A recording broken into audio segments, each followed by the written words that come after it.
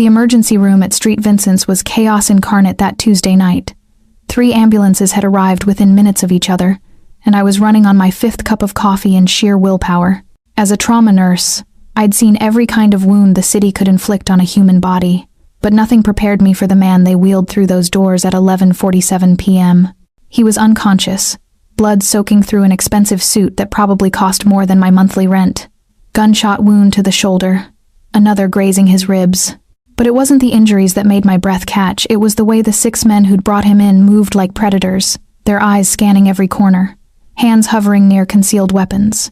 GSW, approximately 30 minutes ago, the lead paramedic rattled off. Patient's vitals are stable, but everyone out except medical staff. Doctor, Martinez ordered, but the men in suits didn't move. We stay, one of them said, his voice like gravel. He was built like a wall, with a scar running down his left cheek. Hospital policy. We stay. Something in his tone made even Dr. Martinez back down. I'd never seen that happen before. I pushed past the tension and got to work. The patient's face was striking even in unconsciousness, sharp jawline, dark hair falling across his forehead, features that belonged on a Renaissance statue. But there was something harder beneath that beauty, something dangerous written in the set of his mouth. "Scissors!" I called out, cutting away the blood-soaked shirt. His chest was a canvas of old scars, knife wounds, bullet wounds, the kind of history that told a story no one should have to live. As I worked to clean the shoulder wound, preparing it for Dr. Martinez to extract the bullet, the man's eyes flew open. They were the darkest eyes I'd ever seen, nearly black, and they locked onto mine with an intensity that froze me in place. For a moment, the entire emergency room seemed to fall away. There was only those eyes, burning with pain and something else, something that made my heart hammer against my ribs. "Don't," I said softly, placing my hand on his chest as he tried to sit up. "You've been shot. You need to stay still." His jaw clenched, every muscle in his body taut with the effort of controlling himself. The men around us had moved closer, hands on their weapons. "It's okay," I told them, though nothing about this situation was okay. "He's safe here." The man's eyes never left mine. There was a question in them, or maybe a challenge. Then his gaze dropped to my hands, still pressed against his chest, and something flickered across his face. Surprise, or recognition, or both. "Nina Nana, Nina O," I sang softly, almost without thinking. It was something I did sometimes with agitated patients, a lullaby my grandmother had taught me. "Questo bimbo a chilo do." The effect was instantaneous and terrifying. His hand shot up and caught my wrist in an iron grip. The machines monitoring his vitals started beeping frantically as his heart rate spiked. Every man in the room had a gun drawn and pointed at me before I could even gasp. "Boss," the scarred man started. "Everyone down," the patient commanded, his voice rough with pain but carrying absolute authority. The guns lowered, but didn't disappear. His grip on my wrist didn't loosen. "Where did you learn that song?" My mouth had gone dry. My grandmother. She was from Naples. She used to sing it to me when I was little. What was her name? Each word was precise, controlled, but I could feel the tremor in his hand. "Maria Rossetti. She died when I was 12. I tried to pull my wrist free gently. "Sir, I need to, Rossetti." He said it like he was tasting the word, testing its weight. His eyes had gone distant, seeing something I couldn't. Maria Rossetti, who married Antonio Rossetti, moved to America in 1987. Ice flooded my veins. "How do you know that?" He released my wrist slowly, his hand falling back to the gurney. But those dark eyes stayed locked on mine. And now there was something new in them, something that looked almost like recognition, or wonder, or fear. "Only one woman ever sang that version of Nina Nana to me," he said quietly, and despite the chaos of the ER around us, I heard every word clearly. "My mother. And she's been dead for 23 years. The world tilted on its axis. "That's impossible," I whispered. "Apparently not." He studied my face like he was memorizing every detail. "What's your name?" "Elena. Elena Rossetti Davis." Something dangerous crossed his features. "Davis. You're married." "Divorced," I corrected automatically, then wondered why I was telling this stranger, this clearly dangerous stranger, anything about my personal life. "Rossetti," he repeated, and this time there was certainty in his voice. "You're Maria's granddaughter, which means..." He paused, and I watched him do calculations that I couldn't follow. Which means your grandmother was my mother's older sister. The room spun. No, that's not possible. My grandmother never mentioned. She wouldn't have. His voice had gone cold now. All business. Antonio, your grandfather worked for my father. When things got dangerous, when the wars started, my mother helped them escape to America. She made them promise never to speak of the family again. To protect them. To protect you. I backed away from the gurney, my hands shaking. Who are you? He smiled, but there was no warmth in it. Dante Salvatore, and you, Elena Rossetti Davis, are standing in a hospital room with the most wanted man in 5 states. One of his men grabbed my arm. I tried to jerk away, but his grip was unbreakable. No one leaves until I say so, Dante said, his eyes never leaving mine. Especially not her. We need to talk about why you're here, in this city, working in this hospital, and we need to talk about who knows you exist. I don't understand. Your grandmother kept you hidden for a reason. He interrupted, wincing as Dr. Martinez finally approached to extract the bullet. The families have long memories. Very long memories. If anyone discovers you're Maria's granddaughter, if they connect you to me. He didn't finish the sentence. He didn't have to. The scarred man leaned close to Dante and whispered something I couldn't hear. Dante's expression darkened. How many? He asked. At least 3, maybe more. They followed the ambulance. Dante's eyes found mine again, and now I understood what I was seeing in them. Not just pain or curiosity or recognition. It was possession. It seems, he said softly, dangerously, that someone already knows. And now, Elena, whether you like it or not, you're under my protection.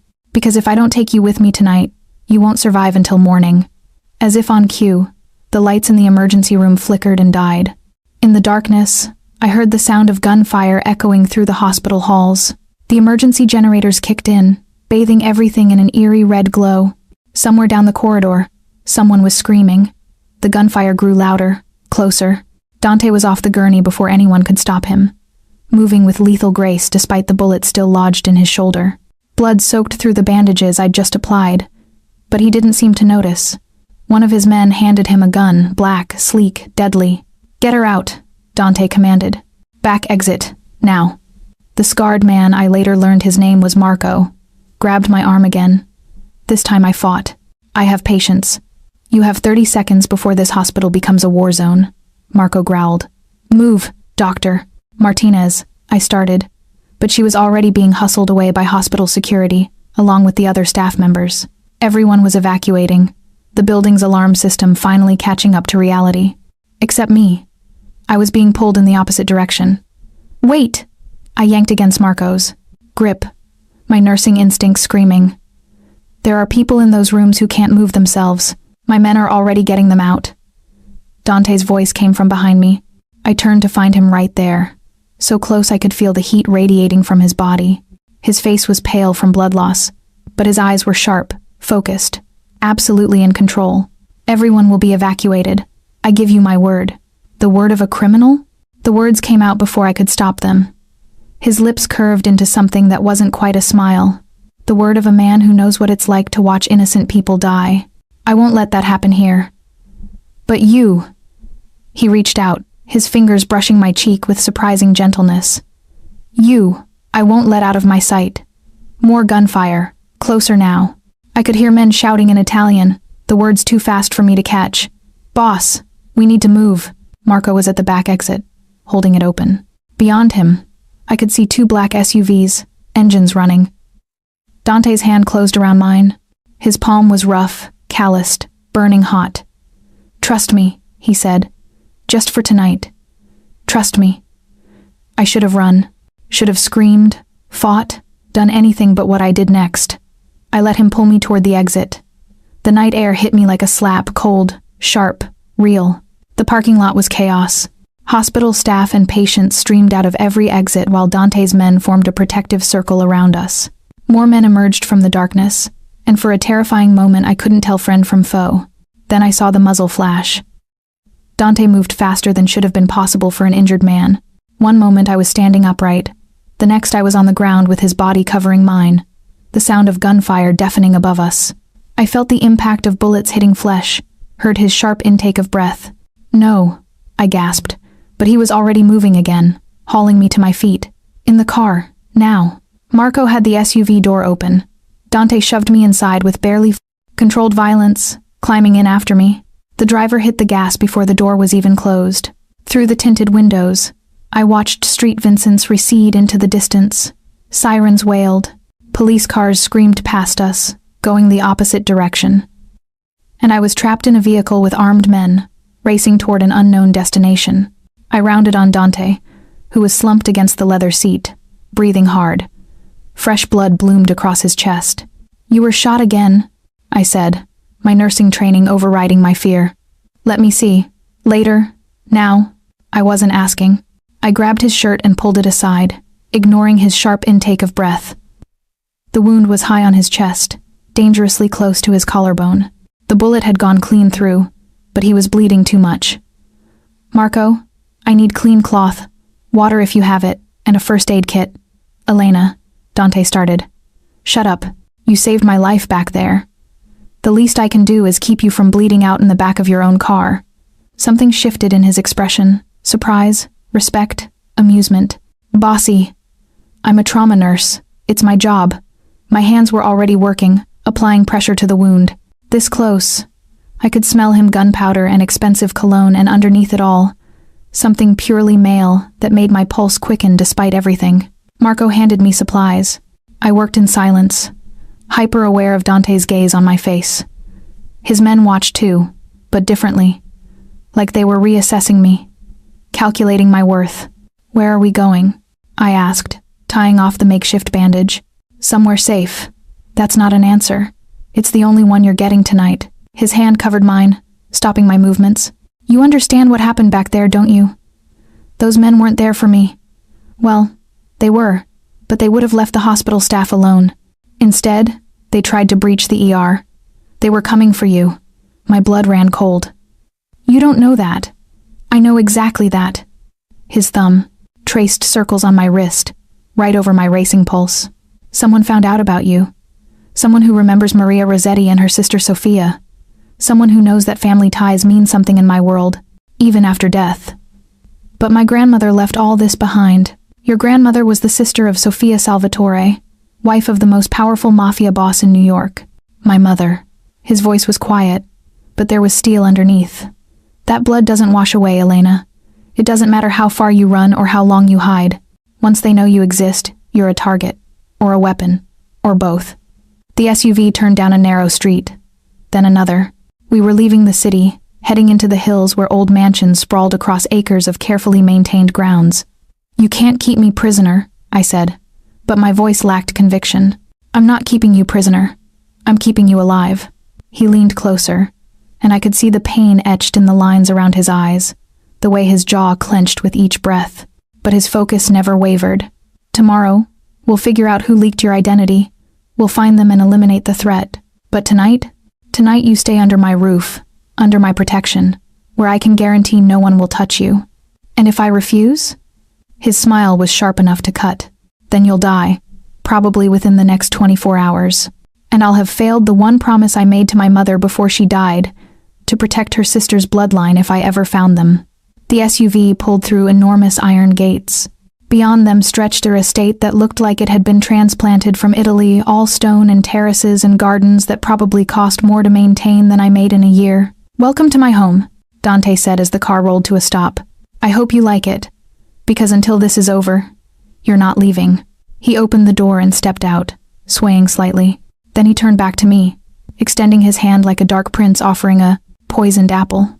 "Coming?" I stared at that hand stained with blood, capable of violence, yet somehow still elegant, strong. Everything about this man screamed danger, screamed run, screamed trap, but those men at the hospital had come for me. Dante was right about that. I'd seen it in their eyes, in the way they'd moved through the corridors. And if he was telling the truth about my grandmother, about my bloodline. I placed my hand in his. His fingers closed around mine with surprising gentleness, and he pulled me out into the cool night air. The mansion loomed above us, lit from within by golden light that spilled from dozens of windows. "This way," he said, leading me toward the entrance where more armed men waited. "I'll have someone bring you clothes, toiletries, whatever you need. There's a bedroom prepared."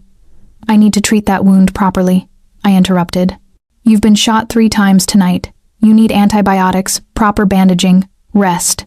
After," his voice was firm, "after I make sure every entrance to this estate is secure. After I check in with my men about the breach at the hospital. After I call in every favor I'm owed to find out who the hell is coming for you." We'd reached the front door. He paused there, still holding my hand, his dark eyes searching mine. "I know you're scared," he said quietly. "I know this isn't the life you chose. But I swear to you, on my mother's grave, I will keep you safe, no matter what it costs." "Why?" The question escaped before I could stop it.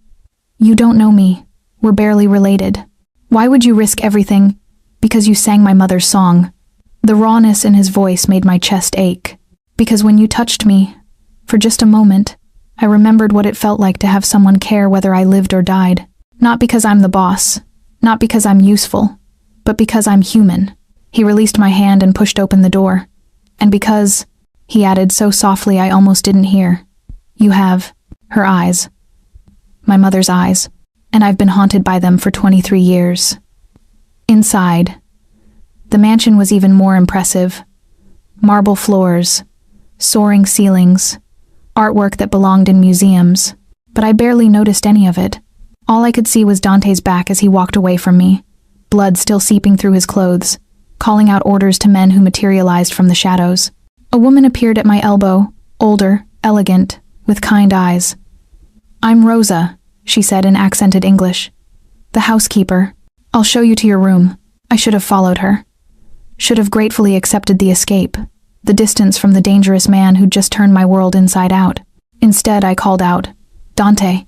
He stopped, turned.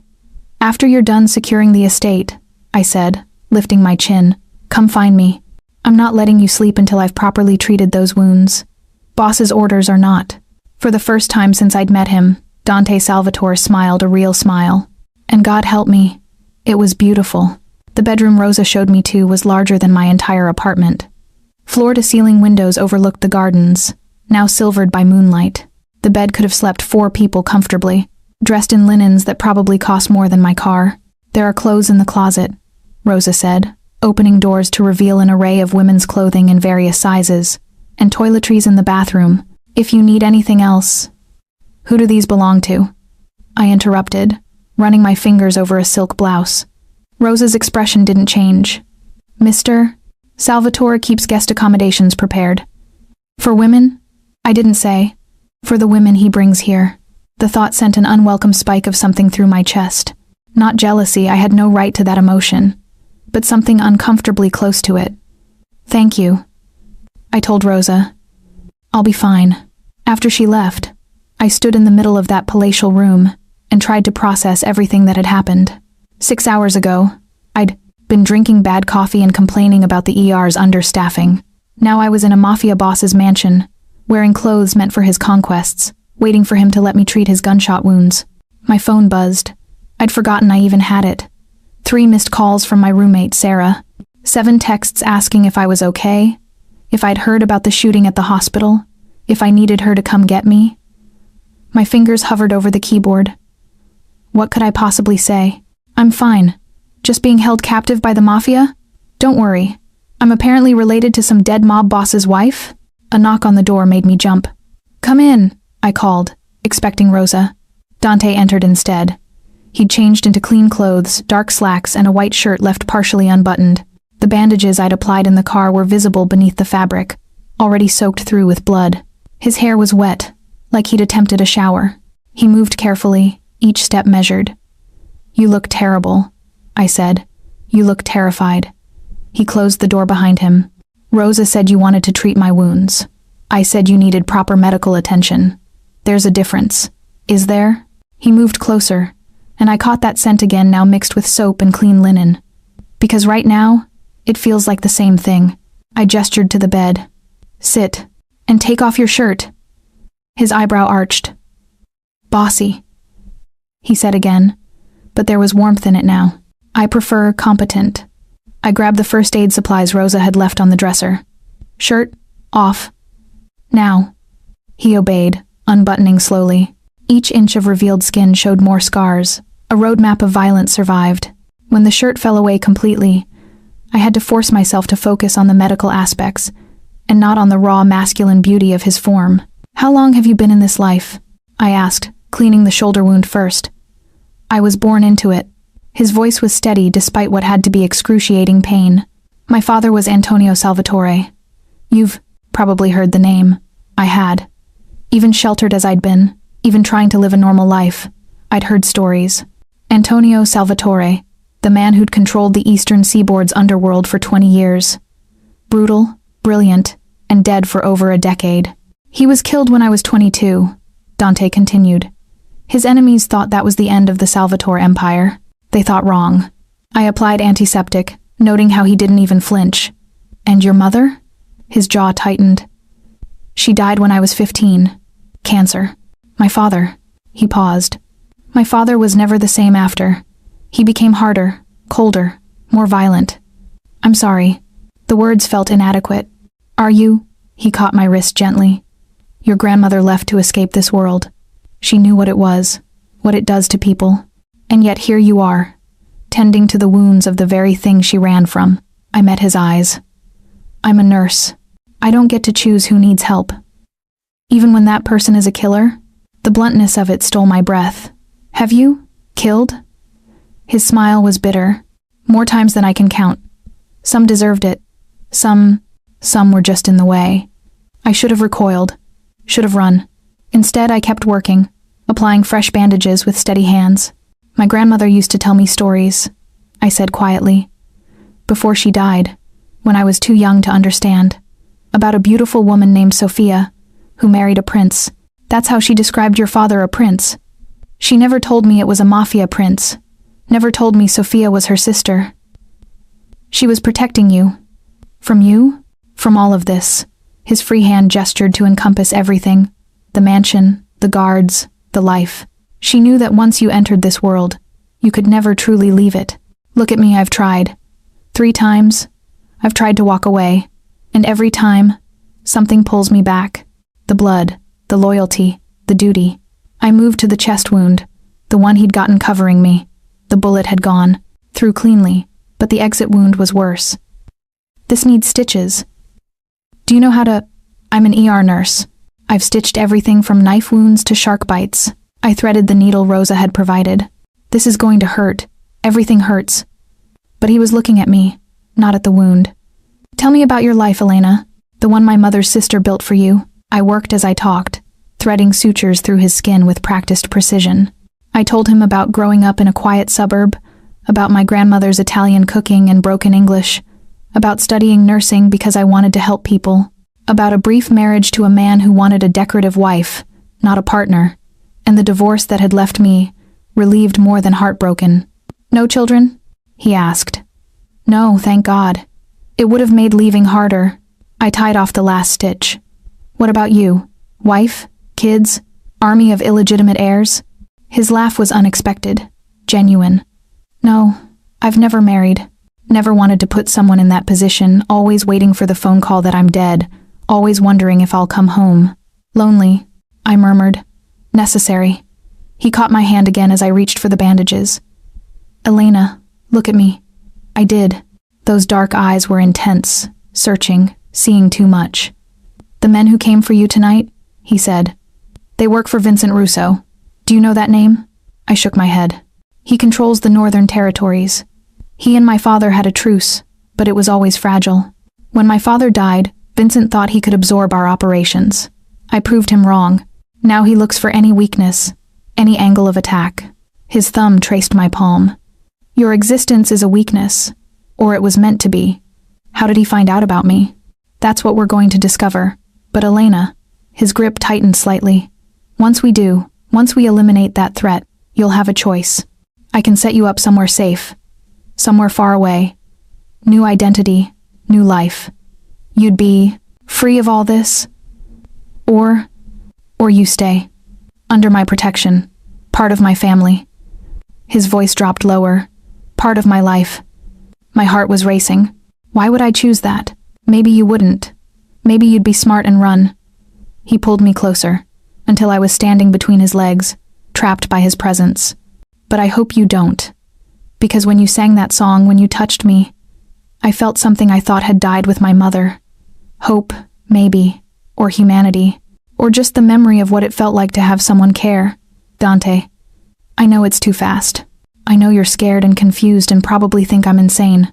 His hand came up to cup my face, gentle despite the calluses, despite the violence those hands had done. But from the moment you looked at me in that hospital, I knew. You're not just Maria's granddaughter. You're not just a connection to my mother. You're something else. Something I didn't know I was missing. You don't know me, I whispered. Then let me learn. His thumb brushed my lower lip. Stay. At least until this is over. Let me protect you. Let me know you. And then, if you still want to leave, I'll let you go. I swear it. I should have said no. Should have demanded he make those arrangements. Get me far away from this beautiful, dangerous man and his violent world. But I was leaning into his touch, drawn by something I couldn't name. Chemistry, maybe. Or fate. Or just the simple, terrible truth that I'd never felt more alive than I had in the past few hours. One condition, I heard myself say. Name it. You stop taking bullets for me. I didn't ask for a bodyguard. His smile was slow, devastating. Can't promise that, but I can promise to try not to die in the process. Before I could respond, he stood, swaying slightly. I caught him instinctively, my hands on his waist, his chest against mine. You need rest, I said, trying to ignore how right it felt to be this close to him. So do you. His arms came around me, careful of his wounds. Stay here tonight. This room is the safest in the house. Marco will be outside your door. And he hesitated. I'll be right next door. If you need anything, if you get scared, if you just want to know you're not alone. Dante Salvatore. Are you trying to comfort me? Is it working? Despite everything, the fear, the confusion, the absolute insanity of the situation, I laughed. A little. He pulled back just enough to look at me. Good. Because tomorrow, things get complicated. Tonight, just rest. Be safe. Let me take care of this one thing. He moved toward the door, and I felt the loss of his warmth immediately. At the threshold, he paused. Elena? Yes? Thank you. For the song. For remembering my mother, even if you didn't know you were. For being here, in whatever capacity fate allows. His smile was sad now, haunted. Sleep well, and dream of anything but this life I've dragged you into. Then he was gone, the door closing softly behind him. I stood in the middle of that enormous room, my hands still trembling from touching him, my heart still racing from being held by him. Outside, I could hear men moving through the house, securing windows, checking doors, protecting their boss and his unexpected guest. I should have been planning my escape. Instead, I found myself hoping he'd keep his promise to let me learn him, to let me see beneath the armor of the Mafia boss to the man who remembered his mother's lullaby with tears in his eyes. I was falling into something dangerous, and God help me, I wasn't sure I wanted to stop. I woke to sunlight streaming through unfamiliar windows and the sound of male voices arguing in Italian. For a disorienting moment, I thought I'd dreamed it all, the hospital, the shooting, Dante. Then I saw the designer clothes draped over the chair, felt the silk sheets against my skin, and reality crashed back. The voices grew louder. I recognized Dante's sharp, commanding, allowing no argument. The other voice was Marco's, equally insistent. Can't keep her here indefinitely, boss. Russo knows. I don't care what Russo knows. She stays under this roof until what? Until he sends an army? We're strong, but we're not invincible. I pulled on the clothes Rosa had left. Designer jeans that fit perfectly. A soft cashmere sweater in deep blue. Either someone had excellent judgment, or they'd gone through my apartment. Both possibilities were disturbing. When I opened the door, Marco was standing guard, just as Dante had promised. He nodded at me curtly. Morning. Boss wants to see you. Breakfast first or... Now is fine. I wasn't hungry anyway. My stomach was too knotted with anxiety. He led me through corridors lined with artwork and antiques, down a marble staircase that belonged in a museum, and finally to a study that overlooked the gardens. Dante stood at the window, phone to his ear, conducting business in rapid Italian. He was dressed immaculately in a charcoal suit, looking every inch the powerful businessman. Only the slight stiffness in his movements betrayed his injuries. He ended the call when he saw me, his expression softening slightly. "Elena, did you sleep?" Eventually, I moved into the room, noting the other men present. Marco, 2 others I didn't recognize, and an older man in glasses who looked more accountant than enforcer. "What's happening?" "We've identified the leak." Dante gestured to the older man. "This is Thomas, my head of security. Tell her." Thomas adjusted his glasses nervously. "One of the hospital's administrative staff. She's been feeding information to the Russo family for months. Patient names, addresses, anything useful. When you signed in last night, your employee file was flagged because of your grandmother's maiden name. Rossetti isn't common." My blood ran cold. "My employee file has my emergency contacts, my address, my... everything," Dante finished grimly. "Which means Russo knows where you live, where you work, who you know. He's probably already sent men to your apartment." I thought of Sarah, my roommate. "I need to call. Already done." Marco held up my phone. "Your roommate is safe. We have people watching her, making sure Russo doesn't use her as leverage.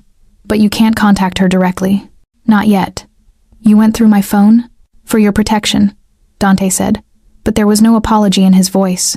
"We've also frozen your bank accounts, suspended your credit cards, and notified the hospital that you're taking emergency medical leave." "You what?"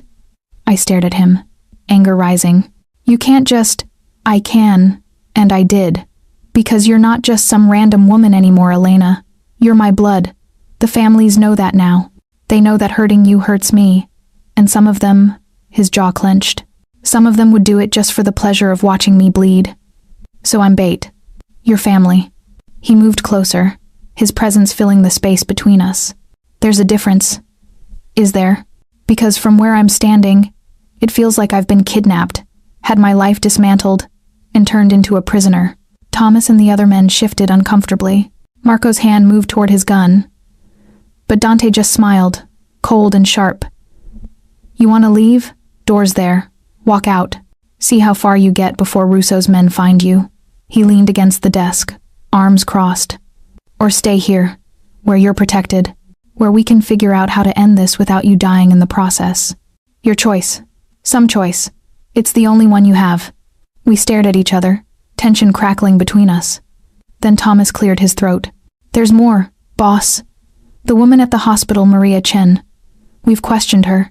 She says Russo didn't just want information about Elena. He wanted..." Thomas glanced at me, then back to Dante. "He wanted to know about your relationship with her. How close you were. How much you'd risk to keep her safe." Dante's expression went cold, dangerous. "He's testing me." "It appears so. And based on your reaction last night bringing her here, mobilizing half our forces to protect the hospital, he has his answer. Which means he'll push harder," Marco added. "Use her as leverage for territory negotiations, trade agreements, whatever he can get out of you." "Over my dead body," Dante said quietly, but the words carried the weight of absolute certainty. That might be exactly what he's counting on. Thomas looked genuinely worried. "Boss, with respect, you've never shown this kind of attachment before. It's a vulnerability. I know what it is." Dante's eyes found mine, and something in their dark depths made my heart skip. "But it doesn't change anything. She's under my protection. Anyone who touches her dies. Make sure every family knows that." The men nodded and filed out, leaving us alone. The silence stretched, heavy with unsaid things. "You're putting yourself at risk," I finally said, "for someone you barely know. It doesn't make sense, doesn't it?" He moved closer, until I could see the fatigue in his eyes, the pain he was hiding beneath the perfect suit. "My entire life, Elena. I've made decisions based on logic, on strategy, on what's best for the family. I've sacrificed everything, love, happiness, peace for duty, and it's made me into something I barely recognize in the mirror." He reached out, his fingers ghosting along my jaw. "Then you walk into my life, singing my mother's song, and suddenly I remember what it felt like to be human, to want something for myself, not for the family or the empire or the legacy, just for me, Dante. I know it's selfish. I know I should send you away, keep you safe from all this, but I can't." His thumb brushed my lower lip. "Call it fate or chemistry or temporary insanity. I don't care. All I know is that when I look at you, I see a future that doesn't end in blood and betrayal. My breath caught. You barely know me. Then let me know you. His other hand came up to frame my face. Stay, not as a prisoner, not as bait. Stay as yourself. Let me show you that this life isn't just violence and death. There's beauty here too. History, art, passion, things worth protecting. Things like you? His smile was self-deprecating. I'm not worth protecting, but you are. And maybe, if you stay long enough, you'll teach me how to be worth it. There was a knock on the door. Rosa entered with a tray. Breakfast, Mr. Salvatore, and the doctor is here to check your wounds. Give us a moment, Dante said, not looking away from me. Rosa nodded and withdrew. A doctor? I asked. You said I needed proper medical attention. I listened. His hands fell away from my face, leaving me feeling bereft. Have breakfast with me. Then you can assist while he checks my stitches. Show me that bedside manner again. Despite everything, the fear, the uncertainty, the absolute insanity of the situation, I found myself smiling. You just want me to boss you around again. Maybe. His answering smile was genuine, transforming his face from dangerous to devastating. Or maybe I just want an excuse to spend time with you. Get to know the woman my mother's sister raised. See if she's as strong as she seems. And if I'm not, then I'll protect you anyway. He offered his arm, old-fashioned and incongruous with everything else about him. Breakfast? I shouldn't have taken it. Shouldn't have let myself be charmed by his words, his smile, the vulnerability he only showed when we were alone. But I did, linking my arm through his and letting him lead me toward the dining room. As we walked through his mansion, our footsteps echoing on marble, artwork worth millions watching from the walls, I realized something terrifying. I was beginning to care what happened to him. This man who'd turned my life upside down, who'd dragged me into his dangerous world, who represented everything my grandmother had fled. I was beginning to care, and in his world, I was learning. Caring was the most dangerous thing of all. The doctor, an older Italian man named Moretti, who looked like he'd seen everything and approved of none of it, pronounced Dante's wounds healing well. Better than expected, he'd said, eyeing me with professional curiosity when I explained about the stitches. You have skilled hands, he'd told me. If you ever tire of emergency rooms, I could use someone with your talent in my practice. I'd laughed, thinking it was a joke. But Dante's expression had been serious, thoughtful, like he was already imagining that future. After Moretti left, Dante insisted on showing me the estate. Since you'll be here a while, you should know where everything is. But I suspected it was more than that. He wanted me to see his world, to understand it, maybe even to accept it. The gardens were beautiful, carefully maintained with roses and fountains and hidden alcoves. My mother designed these, he said as we walked along a stone path. Before she got sick, she spent hours out here. Said it reminded her of Italy. Did she miss it? Her home? Every day. His voice was soft, but she loved my father more. That's the trap of this life, Elena. You don't choose the man, you choose the love, and then you have to live with everything that comes with it. We stopped at a fountain where stone angels poured water into a basin. Dante sat on the edge, wincing slightly, and I automatically moved to check his bandages. Stop fussing, he said, catching my hands. I'm fine. You're stubborn.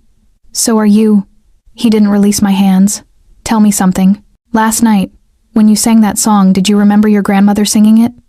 Yes. She used to sit by my bed every night, singing until I fell asleep.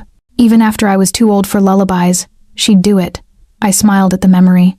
She'd tell me it was magic, that as long as someone remembered the old songs, the old language, we'd never really be lost. She was right. Dante's thumbs traced circles on my palms. My mother said the same thing. After she died, I couldn't listen to Italian music for years. It hurt too much. But now, he looked up at me, and the emotion in his eyes stole my breath. Now I think maybe it's time to remember, to honor her by not running from the things she loved, including the family, including everything. He stood, still holding my hands, bringing us close enough that I could feel his warmth. Elena, I need to tell you something. About what happens next. My heart sank. You're sending me away. No, never. Unless you want. He stopped, jaw clenching. Russo sent a message this morning. He wants to meet. Neutral territory, just the two of us. To discuss the situation. Meaning me. Meaning you. The territories. Everything we've been fighting over for the past year. His grip tightened. Marco thinks it's a trap. Thomas thinks it's a power play. But I think he's trying to find my price. What I'd trade for your safety. And what will you tell him? That there is no price. His voice was iron. That you're not negotiable, not a bargaining chip, not a tool to be used. You're under my protection. End of discussion. Which is exactly what he wants to hear. That you care more about me than about strategy. I pulled my hands free, wrapping my arms around myself. I'm making you weak. You're making me remember what I'm fighting for. He closed the distance between us again. All these years, I've fought for territory, for power, for the family name. But what's the point of any of it if there's nothing at the center? No one to build it for? No one to share it with? Dante, I know it's fast. I know I sound insane. But from the moment I saw you, something shifted. Like I'd been waiting my whole life for someone to see me, really see me. Not the boss, not the monster, not the heir to a violent legacy. Just me. He cupped my face, gentle despite the calluses. You see, me, Elena. When you stitch my wounds, when you argue with me, when you look at me with those eyes, my mother's eyes, you see the person I used to be. Before all this, before I became someone I'm not sure I even like. My heart was hammering. I don't know what you want from me. I want you to stay. I want you to let me protect you. And I want... He paused, his thumb brushing my cheekbone. I want to kiss you. Right now, in my mother's garden, with the sun on your face and the world trying to tear us apart. I want one moment that's just ours. That's a terrible idea. Probably. His smile was crooked, beautiful. Tell me no. Tell me you don't feel this thing between us. Tell me I'm imagining it, and I'll step back. I'll keep my distance. I'll be nothing but your protector. I should have said no. Should have stepped back, kept the boundaries clear, protected what was left of my normal life. Instead, I said, you're not imagining it. His eyes darkened with something that made my stomach flip. Elena. But it doesn't change anything. You're still a criminal. I'm still a nurse who took an oath to save lives, not get involved with people who take them. This eye gestured between us. This can't happen. Can't or shouldn't? Both. He studied me for a long moment. Then, with deliberate slowness, he leaned down and pressed his forehead to mine. Not a kiss, but somehow more intimate. All right, he murmured. I'll wait. I'll be patient. But Elena? His breath ghosted across my lips. One day you're going to stop running from this. From me. And when you do, I'll be right here. Before I could respond, Marco's voice cut through the moment. Boss, we have a problem. Dante stepped back, his expression shifting instantly to cold professionalism. What kind of problem? The kind with guns and bad attitudes. Russo's men are at the gate. They say they're here to escort Miss Rossetti to a meeting with Vincent. My blood turned to ice. They can't just... They absolutely can. Dante's hand found mine, gripping tight. And they will, unless I give them a reason not to. Marco, weapons? They claim they're unarmed, but we both know that's bull. Dante's jaw clenched. Then he turned to me, his dark eyes intense. Stay behind me. Don't speak unless I tell you to. And no matter what happens, trust me. Can you do that? I wanted to say no. Wanted to demand answers, explanations, a plan that didn't involve more violence. But the look on his face, part fear, part determination, all protective, made me nod. Good. He pressed a quick kiss to my forehead, not romantic, but claiming, let's go remind Vincent Russo why you don't threaten a Salvatore. As we walked back to the house, his hand never left mine. And despite the fear, despite the danger waiting at the gate, I found myself gripping back. Because somewhere between last night's chaos and this morning's revelations, I'd crossed a line I couldn't uncross. I'd started to trust him. And in his world, that was either the smartest decision I'd ever made, or the one that would get me killed. The front drive was crowded with men when we arrived, Dante's soldiers on one side, 3 black sedans on the other. The tension was thick enough to choke on. Vincent Russo's men stood by their cars, hands visible but close to concealed weapons. And in the center, looking perfectly at ease despite being outnumbered, stood a man who could only be Vincent Russo himself. He was older than Dante, maybe early 50s, with silver-streaked hair and a face that might have been handsome, if not for the cruelty in his eyes. His suit was impeccable, his smile sharp as broken glass. Dante, he called out pleasantly. "Thank you for seeing me. I know how busy you must be, recovering from last night's unfortunate incident." "Vincent." Dante's voice was cold, controlled. I could feel the anger radiating off him like heat. "You have 2 minutes to state your business before my men escort you off my hearted property." So hostile. And here I came in good faith. Vincent's gaze slid to me, and I felt it like oil on my skin. "This must be the lovely Elena. I've heard so much about you." "Leave her out of this," Dante said quietly. Too quietly. "But she is this, isn't she?" Vincent took a step closer. His men tensed. So did Dante's. "The granddaughter of Maria Rossetti, sister to the late Sofia Salvatore. Blood of your blood, as they say. How sentimental." "You have 1 minute left. Always in a hurry. That's your problem, Dante. No patience for the game." Vincent pulled out a cigarette, lit it with deliberate slowness. "I came to make you an offer, a generous one, given the circumstances." "I'm listening." "Give me the Northern Territories. The shipments through the port, the clubs on Fifth Avenue." Vincent took a drag, exhaled smoke. "In return, I forget the lovely Elena exists. No more attempts on her life, no more surveillance. She goes back to her hospital. Her normal life, safe and sound." Every muscle in Dante's body had gone rigid. "No. Think carefully." I said no. Dante's voice dropped to a deadly register. "You're not getting the territories. You're not getting anything. And if you or any of your men go within 100 yards of Elena again, I'll burn your entire operation to the ground and scatter the ashes." Vincent's smile widened. "That's exactly what I thought you'd say. Which means she's become quite valuable, hasn't she? I wonder." His eyes fixed on me again. "I wonder what it is about her. Pretty enough, certainly, but not unique. Unless..." Understanding crossed his face. "Ah, I see it now. Sophia's eyes.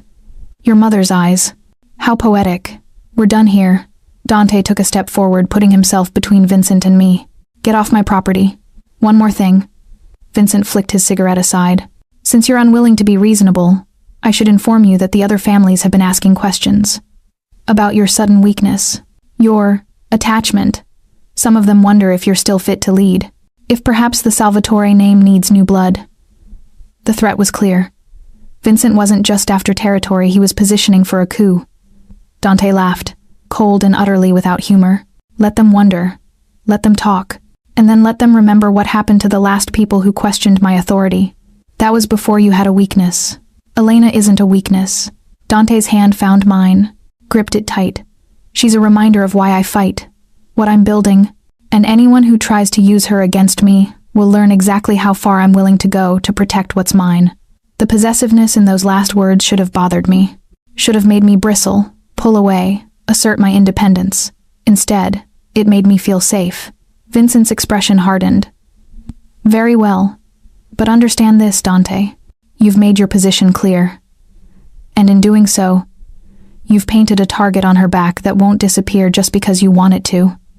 Every enemy you've ever made now knows your weakness. Every rival will see the opportunity.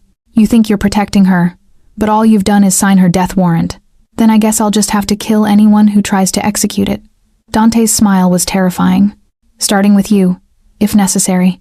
For a long moment they stared at each other, two predators sizing up their opponent. Then Vincent nodded slowly. "So be it. But when bodies start piling up, when this war spirals out of control, remember that you chose this. You chose her over peace, over the family, over everything your father built. My father built an empire on fear and violence. I'm building something better." Dante's voice was steel. "Now get out." Vincent and his men returned to their cars.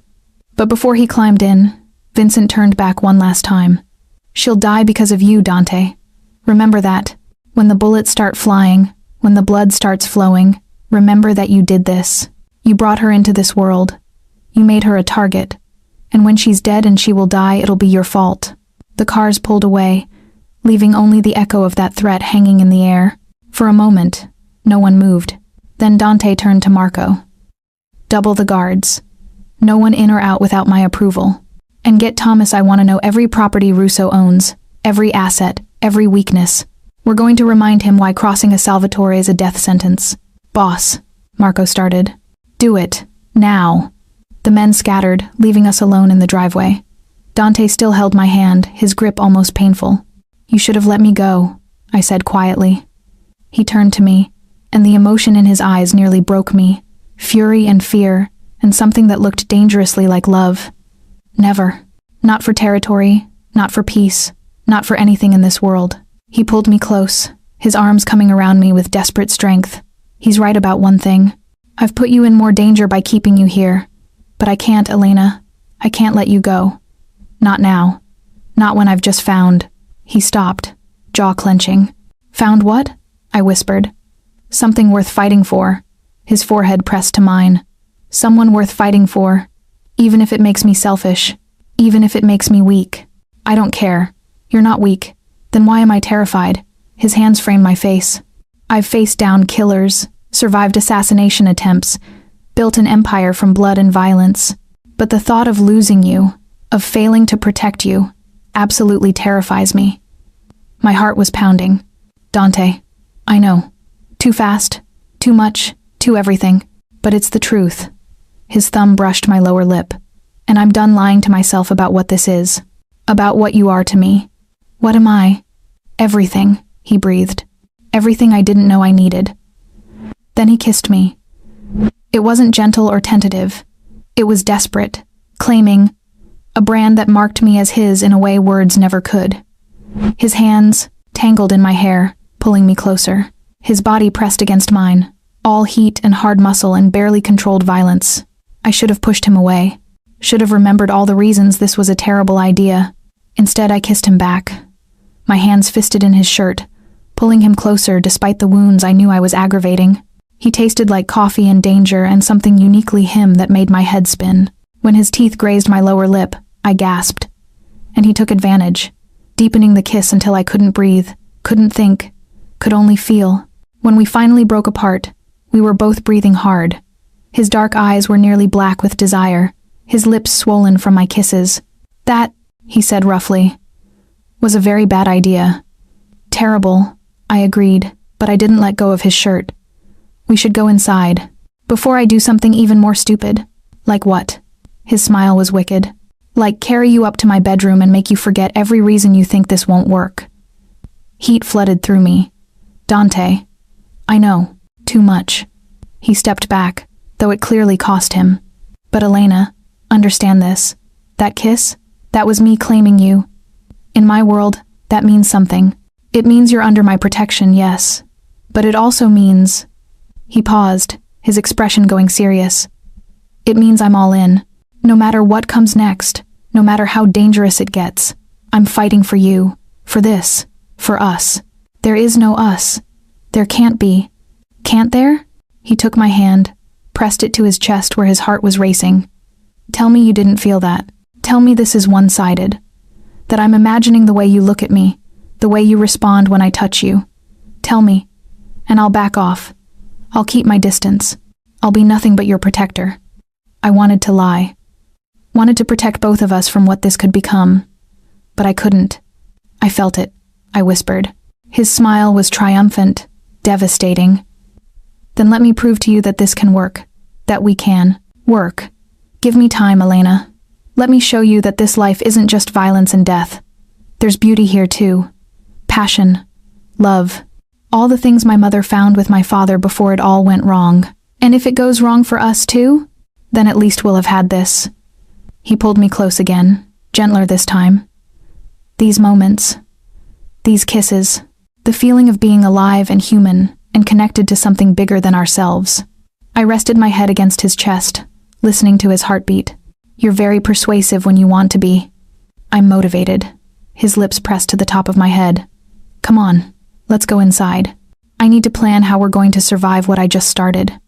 As we walked back to the house, his arm around my shoulders, mine around his waist, I realized something that should have terrified me. I didn't want to survive this alone anymore. I wanted to survive it with him. And if that made me foolish or weak or hopelessly compromised, I didn't care. Because for the first time in my life, I understood what my grandmother had seen in my grandfather, what Dante's mother had seen in his father. Sometimes love isn't safe or smart or sensible. Sometimes it's just inevitable. The War Council, as Marco called it, happened in Dante's study that afternoon. Maps covered the desk, marked with territories and properties and strategic points. A dozen men crowded the room, each representing a different aspect of the operation: security, finance, enforcement, intelligence. I shouldn't have been there. But when I'd tried to leave, Dante had caught my hand and said quietly, "Stay. You should understand what this life entails, what you're choosing if you stay with me." So I stood by the window, watching these dangerous men discuss strategy with the efficiency of a military operation. "Russo's positioned men here, here, and here," Thomas said, pointing to red marks on the map, blocking our access to the port, the financial district, and the main trade routes. "He's trying to strangle us economically," another man added, "force us to negotiate from weakness. He's also spreading rumors," Marco interjected, "telling the other families that the boss has gone soft, that his judgment is compromised by—" He glanced at me, stopped. "By me." I finished. "You can say it." Uncomfortable silence. Then Dante spoke, his voice calm but carrying absolute authority. "My judgment isn't compromised, it's clarified. Vincent wants to use Elena as leverage because he knows I won't sacrifice innocent people for territory. That's not weakness, that's having a moral line.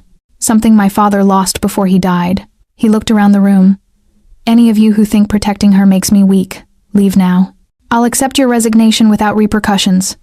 No one moved. "Good. Because here's what's going to happen. We're going to hit Russo where it hurts his money. Thomas, I want every financial asset traced, every shell company exposed, every dirty deal documented. Marco, coordinate with our allies and the other families. Remind them why aligning with Russo is a mistake. And someone," his gaze swept the room, "someone find out who else knew about Elena, because Vincent didn't discover her existence on his own." "You think there's another leak?" Marco asked. "I think Vincent is a snake, but he's not that clever. Someone fed him information. I want to know who." Dante's expression was cold, dangerous, "And when we find them, I want them brought to me alive." The men dispersed to their assignments, leaving only Marco, Thomas, and me with Dante. The tension in the room was suffocating. "Boss," Thomas said carefully, "I need to ask, how far are you willing to take this? Vincent's pushing for all-out war. If we respond aggressively, other families might get involved. We could be looking at casualties on both sides. Then we minimize civilian exposure. No hospitals, no schools, no public spaces." Dante's voice was iron. "This stays between us and Russo's people. Contained, controlled, surgical. And if it doesn't stay contained," Dante's eyes found mine, "then we make sure Elena is far enough away that she can't be caught in the crossfire." "No," I said, surprising myself. All three men turned to look at me. "I'm not running. If this is happening because of me, I should be here." "Absolutely not." Dante crossed to me in 2 strides. "Elena, you don't understand what's coming. When families go to war, people die. Lots of people. I won't risk you becoming one of them. And I won't let you fight a war in my name while I hide." I lifted my chin, meeting his gaze. "You want me to understand this life? Then let me see it. All of it. Not just the parts you think I can handle." He studied me for a long moment. Then, surprisingly, he smiled. "Stubborn. You keep saying that like it's a bad thing. It's going to get you killed. Or it's going to keep me alive." I placed my hand on his chest, feeling his heartbeat. "I'm a trauma nurse, Dante. I've seen violence. I've treated gunshot wounds and stab victims and people who barely survived attacks. I'm not some fragile thing that'll break at the first sign of blood." "No," he said softly. "You're something much more dangerous. You're someone I care about. Which means you're someone I can't think clearly about." Marco cleared his throat. "Boss, we should—" "Give us the room," Dante said, not looking away from me. Marco and Thomas left. The door clicked shut behind them, leaving us alone in the study surrounded by maps of violence yet to come. "You're making this harder than it needs to be," Dante said, but his hands came up to frame my face with heartbreaking gentleness. "Good. You shouldn't make decisions about me without me, even when those decisions are about keeping you alive. Especially then." I covered his hands with mine. "Dante, I'm not saying I want to be in danger. I'm saying that if I'm going to be part of your life, if we're going to try this thing between us, then I need to understand all of it. Not just the pretty parts you show me in the garden. There are no pretty parts, Elena. It's all blood and betrayal and compromises that chip away at your soul. His forehead pressed to mine. I don't want that for you. Too late. I'm already in it. I pulled back enough to meet his eyes. So stop trying to protect me from reality and start including me in the plan. I can help. I have skills, knowledge, access to places your men might not. Use me properly instead of treating me like some damsel who needs saving. He laughed, short and sharp. You are many things, but a damsel in distress isn't one of them. Then his expression sobered. All right. You want to be included? Fine. But you follow my orders when it comes to security. No arguments, no negotiations. If I say run, you run. If I say hide, you hide. Agreed? Agreed. As long as you promise to stop taking bullets for me. Can't promise that. His smile was crooked, but I can promise to try not to make a habit of it. I started to respond, but he kissed me instead, softer than before, but no less devastating. His hand slid into my hair, angling my head to deepen the kiss. I melted into him, forgetting for just a moment about the danger, the war, the impossible situation we were in. When we broke apart, he rested his forehead against mine, breathing hard. You're going to be the death of me, he murmured. Not if I can help it. His laugh was warm against my lips. Such confidence. I almost believe you. You should. I'm very good at keeping people alive. I pulled back, suddenly serious. But Dante, if we're doing this, really doing this, you need to promise me something. Anything. Don't lie to me. Not about the danger. Not about what you're feeling. Not about what's happening with the families. I can handle the truth.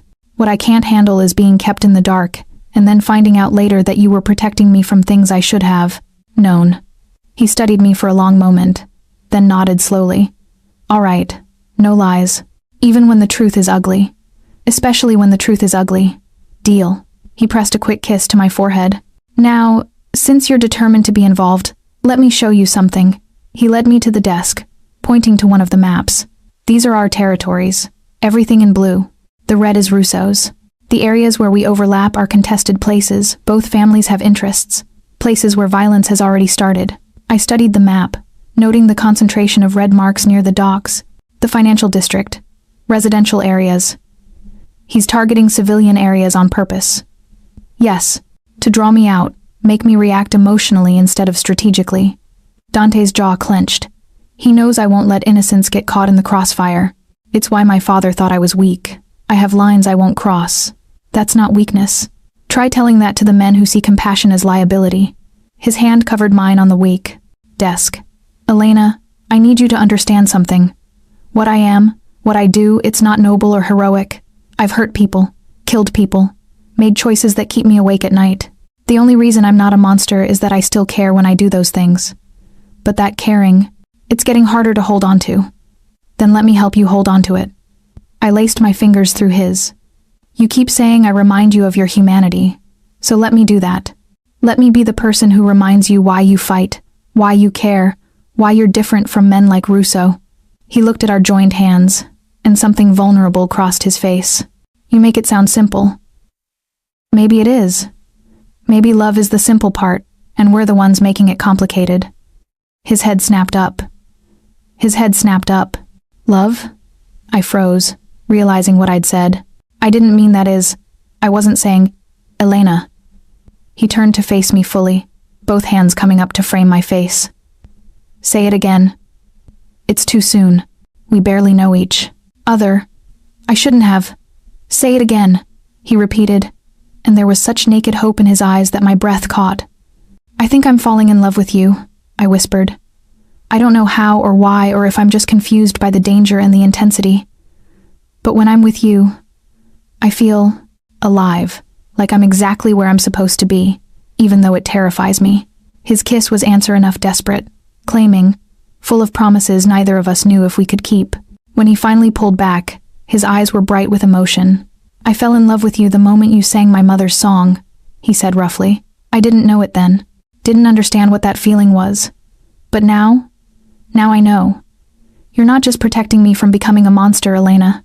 You're giving me a reason to want to be better, to build something that lasts beyond violence and fear.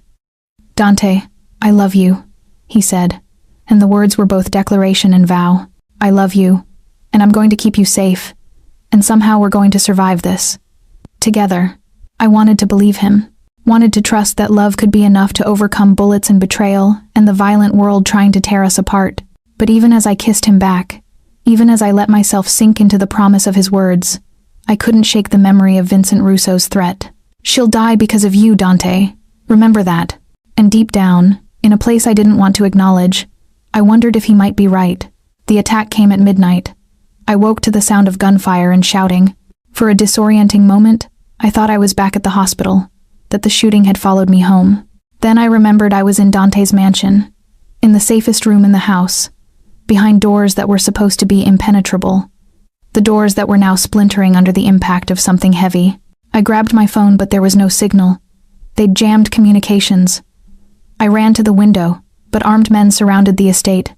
Dozens of them, maybe more, moving with military precision. The door burst open. Marco stumbled through, blood streaming from a cut on his head. "We have to move. Now." "What's happening, Russo?" He brought an army. Marco grabbed my arm, pulling me toward the door. "Boss is holding them off, buying time. But there are too many. We have to get you out." "Where's Dante?" "Downstairs, fighting." Marco's expression was grim. "He made me promise to get you out first, so move." We ran through corridors that echoed with gunfire. Bodies lay in our path, men I recognized from earlier meetings, now silent and still. Marco moved like a shadow, gun up, checking every corner. We made it to a hidden staircase, started down. Then Marco's phone buzzed. He checked it, and his face went white. "They have him." Russo's men. They cornered the boss in the main hall. Marco was already turning around. "Forget extraction. We're going back." "Marco, if they have him, then we get him back. That's how this works." He pressed a gun into my hands. "You know how to use this?" "No."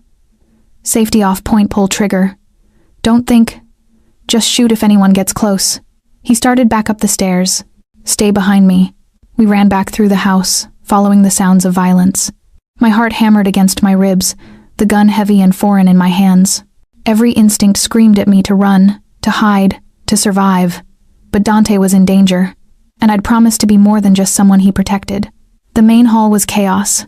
Dante was on his knees, surrounded by at least a dozen armed men.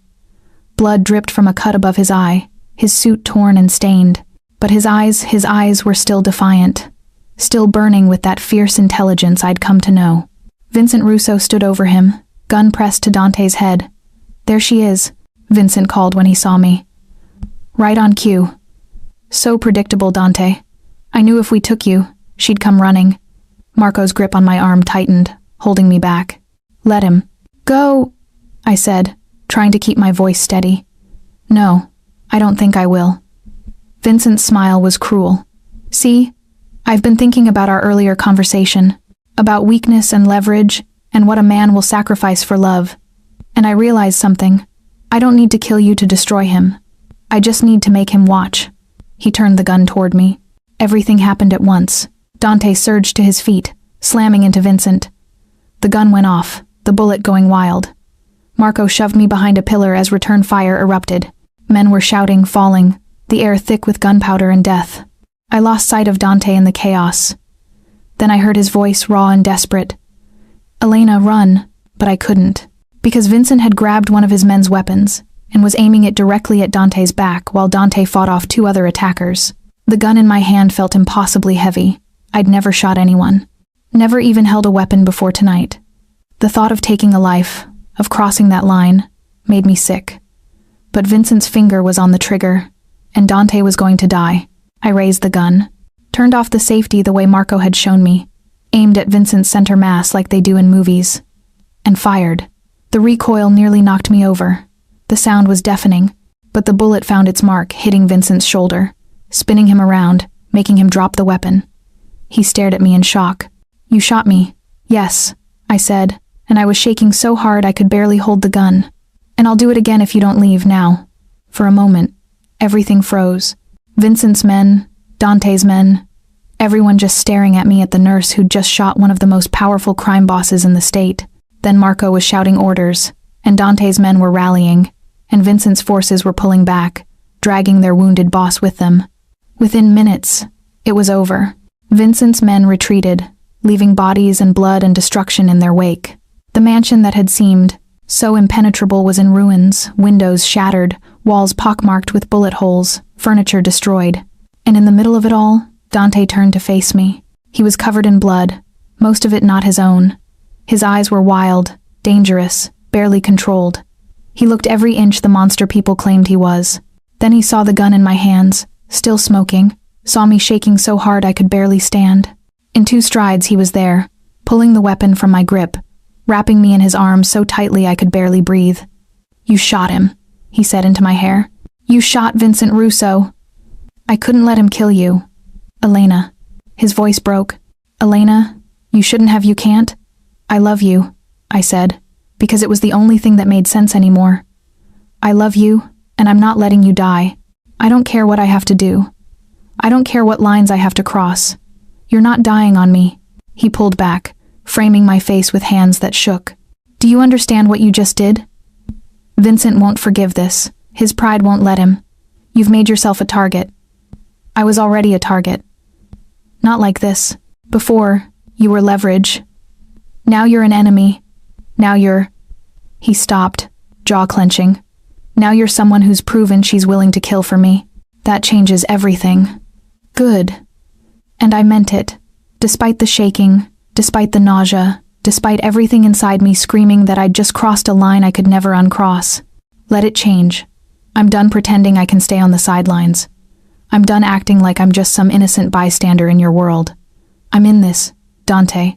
All the way in. His kiss was desperate, bruising, tasting of blood and fear and relief. When he finally pulled back, his eyes were bright with tears he wouldn't let fall.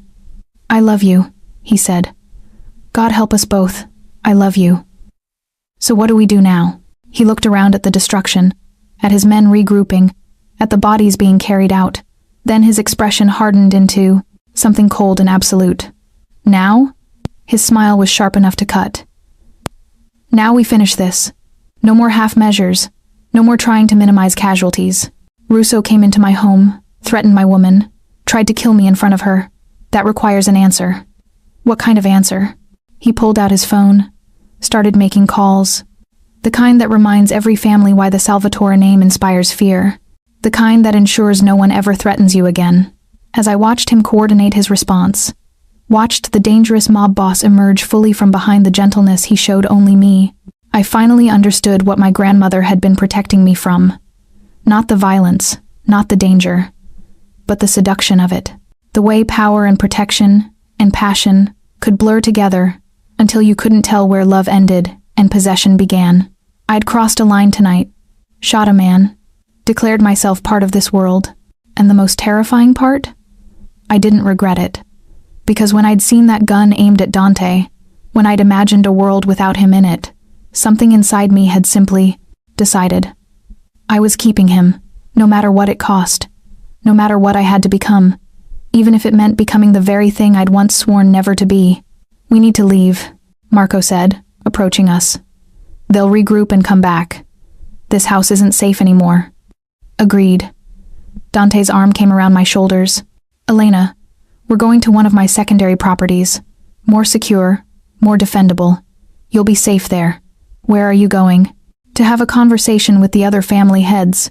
To make sure they understand what happens when someone attacks a Salvatore." His eyes were cold, distant. "This ends tonight, Elena, one way or another." "Then I'm coming with you."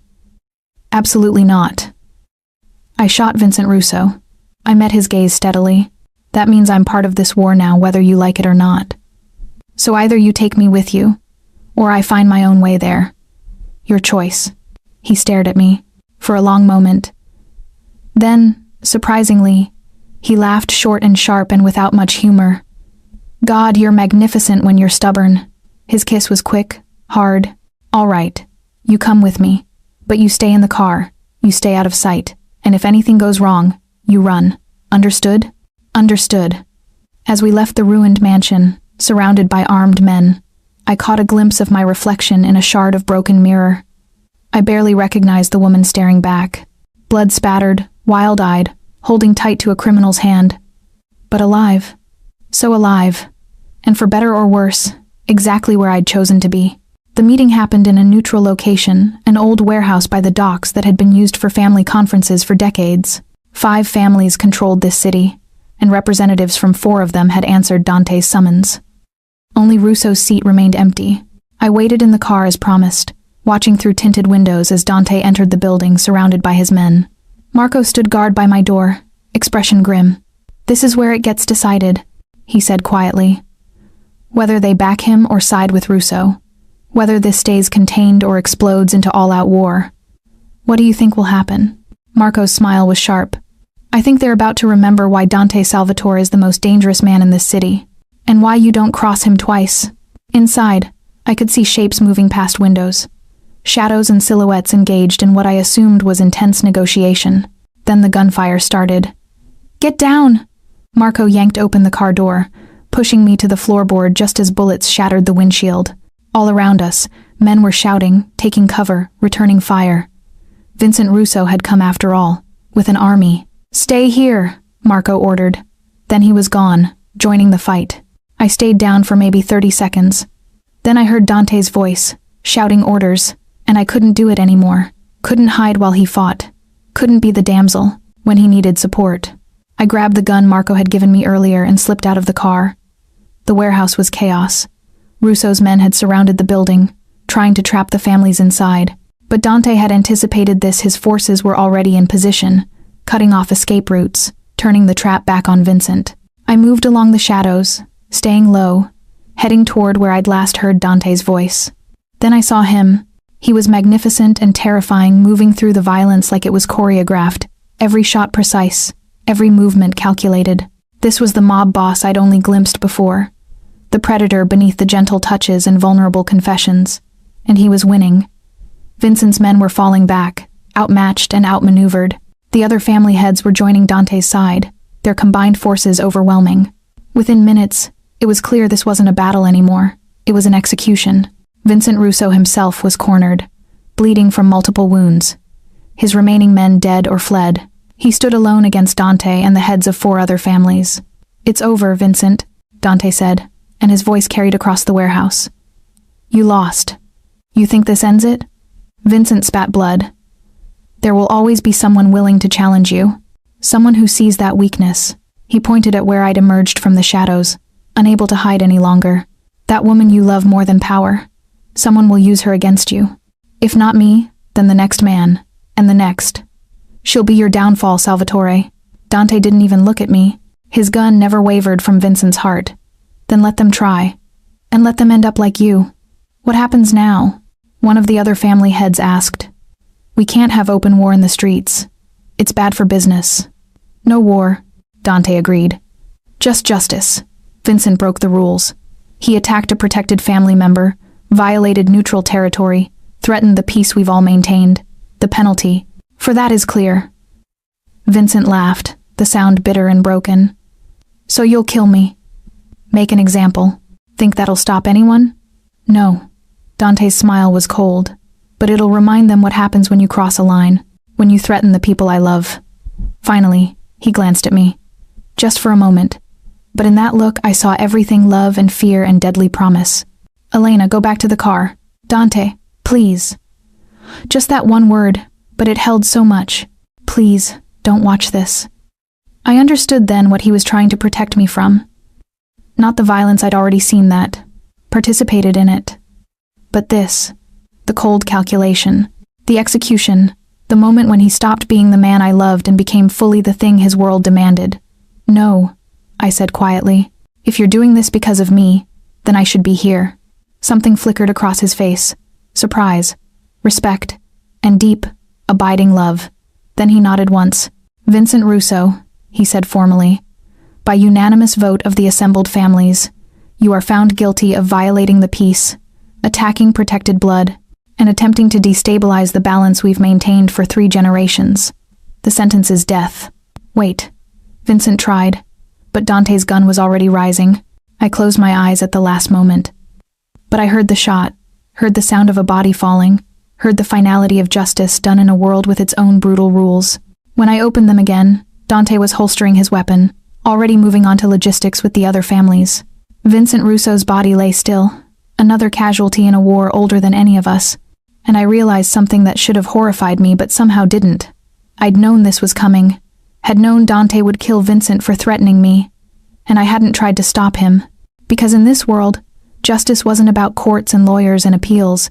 It was about power and protection and the willingness to do whatever was necessary to keep the people you loved safe. Dante crossed to me, his hands gentle despite the violence they'd just committed. Are you okay? I don't know, I answered honestly. I should be horrified, traumatized, something. But I'm glad you're safe. Is that wrong? If it is, then we're both damned. His forehead pressed to mine. Come on, let's go home. Home? The mansion can be repaired, but I have a dozen other properties. We'll stay at the townhouse tonight. Somewhere quiet where we can breathe. His hand found mine, gripping tight. This is over now. Vincent's dead. His organization will fracture without him. The other families have confirmed their support. You're safe. I wanted to believe him, wanted to trust that killing one man could end all of this. But I'd learned enough about his world to know better. There will be others, I said. You know that. Maybe. Probably. His thumb traced my cheekbone. But they'll think twice now. They'll remember what happened to Vincent Russo. What happens to anyone who threatens you. As we left the warehouse, surrounded by guards, I caught Marco's eye. He gave me a small nod. Respect, maybe. Recognition that I'd crossed fully into their world now. The townhouse Dante took me to was smaller than the mansion but no less luxurious. He dismissed the guards, leaving us alone for the first time since the attack. We stood in the living room, both of us exhausted, covered in blood and gunpowder residue, holding onto each other like the world might tear us apart if we let go. I need to tell you something, Dante said quietly, before this goes any further, before you commit to a life with me. Okay? What Vincent said, he was right. Being with me will always mean danger. There will always be enemies looking for weak points. And you, Elena, you're my biggest vulnerability, my greatest weakness. His hands framed my face. I can protect you. I will protect you. But I can't promise you safety, can't promise you peace. All I can promise is that I'll fight for you every single day. That I'll build walls around you so high and strong that anyone trying to get to you will have to go through me first. Dante, let me finish. Please. He took a shaky breath. You have a choice. I can set you up somewhere far from here. New identity, new life, protection from a distance. You could go back to nursing, find someone normal, build the life you were supposed to have before I crashed into it. Or you stay. You marry me, bind yourself to this world forever. Take my name, my protection, my love, all of it. The good and the terrible. And in return, I'll give you everything I am and everything I have. I'll worship you, cherish you, fight for you until my last breath. His voice broke. But I need you to choose with your eyes open, knowing what you're accepting, what you're becoming. I looked at him, this beautiful, dangerous, damaged man, who'd shown me more passion and purpose in a week than I'd felt in my entire life. Who'd killed for me, bled for me, been willing to sacrifice everything for me. I shot a man tonight, I said. I looked Vincent Russo in the eye and pulled the trigger because he was going to kill you. Do you know what I felt after? Tell me. Relief. Not guilt. Not horror, relief that I'd saved you. I pulled his hands from my face, held them between us. I'm not the woman I was when we met. Maybe I can never go back to that life, to that innocence. Or maybe I was never really that innocent to begin with. But I know this. I don't want to be anywhere you're not. I don't want the safe choice or the normal life. I want you. All of you. Even the parts that terrify me. His kiss was answer and benediction and promise all at once. When we finally broke apart, both of us breathing hard, he pulled something from his pocket. A ring. Simple, elegant, with a diamond that caught the light like captured starlight. My mother's, he said. The only thing of hers I kept. I want you to have it. Not as a cage or a claim, but as a promise. That I'll spend every day trying to be worthy of the choice you just made. He slid it onto my finger. Perfect fit, like it had been waiting for me. Elena Rossetti, he said formally. Will you marry me? Will you take this life, this world, this man who loves you more than his own life? Will you be my wife, my partner, my reason for being better than I am? I should have asked for time. Should have been practical, cautious, smart. Instead, I said, yes. His smile transformed his entire face. Yes? Yes. I'll marry you. I'll be your wife. I'll build this life with you. I pressed my hand to his chest, feeling his racing heart, but on one condition. Name it. We do this as partners, equals. You don't make decisions about my safety without me. You don't try to protect me from your world. You let me stand beside you in it. And when the next threat comes, because there will be a next threat, we face it together. Together, he agreed. Then he swept me into his arms, carrying me toward the stairs. But first, let me show you exactly what it means to be loved by a man who thought he'd lost the ability to feel anything until you sang an old song in a hospital room. As he carried me up to the bedroom, as he laid me down on silk sheets and showed me with hands and lips and whispered words exactly how much he loved me, I finally understood what my grandmother had seen in my grandfather all those years ago. Sometimes love doesn't save you from the darkness. Sometimes it just makes the darkness worth facing. And as Dante made love to me with a tenderness that contradicted everything the world thought it knew about him, I realized I'd found exactly what I'd been searching for without knowing it. Not safety, not peace, but belonging. In the arms of a monster who looked at me and saw his salvation. In the heart of a world that would try to destroy us. Together. Always together. No matter what came next. The wedding was small, intimate, just family. Which in Dante's world meant about 200 people. But who was counting? I wore a dress that had belonged to his mother. Altered to fit me perfectly. Dante wore a suit that probably cost more than my old apartment. His eyes bright with tears he didn't bother to hide when I walked down the aisle. You look like her, he whispered when I reached him. My mother, beautiful and fierce, and too good for the world you're entering. Then it's lucky I'm not entering it alone. The ceremony was conducted by a priest who'd known Dante's family for generations. The vows were traditional, beautiful, binding us together before God and family and the complicated world we'd chosen. When Dante slid the wedding band onto my finger, next to his mother's engagement ring, he added his own vow. I promise to love you, protect you, and try every day to be worthy of the gift you've given me, a future that looks like hope instead of darkness. I pressed a kiss to his palm. And I promise to stand beside you, challenge you, and remind you every day why the darkness doesn't define you. The families who attended treated me with respect now, not as a weakness or a liability, but as Dante's equal. The woman who'd shot Vincent Russo to protect the man she loved. The nurse who'd become a queen. Sarah came to the wedding, of course, still slightly shocked by the entire situation, but supportive in her wonderfully pragmatic way. I always said you needed more excitement in your life, she joked. I just thought you'd take up skydiving or something, not marry the Mafia. The reception was held at the mansion, now fully repaired, even more beautiful than before. As Dante and I danced our first dance as husband and wife, he pulled me close and whispered, "No regrets? Only that I didn't know about you sooner." His laugh was warm against my ear. Liar. You'd have run screaming if you'd known what you were getting into. Maybe. Or maybe I'd have fought harder to get to this moment. I looked up at him, this beautiful, dangerous, impossibly gentle man I'd married. I love you, Dante Salvatore. All of you. Even the parts you think are unlovable. Elena Salvatore, he corrected, and the possessiveness in his voice made me shiver. My wife, my love, my salvation. As the night went on, as we celebrated with family and friends, and people who'd witnessed the bloody journey that brought us here, I thought about the lullaby that had started everything, the song my grandmother had sung, not knowing it would someday lead me to this moment. Nina nana, nina oh. Sleep, baby, sleep. But I wasn't sleeping anymore. I was wide awake, eyes open, fully alive in a world I'd never imagined choosing, and I'd never been happier. Later that night, as Dante carried me over the threshold of our bedroom, as he slowly undressed me with reverent hands and worshipful kisses, he paused. "Thank you," he said quietly. "For what?" "For choosing me. For seeing past the monster to the man. For believing that love could exist in a world like mine." His hand pressed to my heart. "For being my reason to be better." I pulled him down to me, kissing him with all the love and passion and promise of a future we'd fight for every single day. "You're welcome," I whispered against his lips. "Now show me again why I made the best decision of my life." He did, and in the morning, when I woke in his arms with the sun streaming through the windows, I knew with absolute certainty I was exactly where I belonged, in the heart of the darkness, surrounded by light, with the man who'd heard me singing and decided I was worth saving. The man I'd saved right back.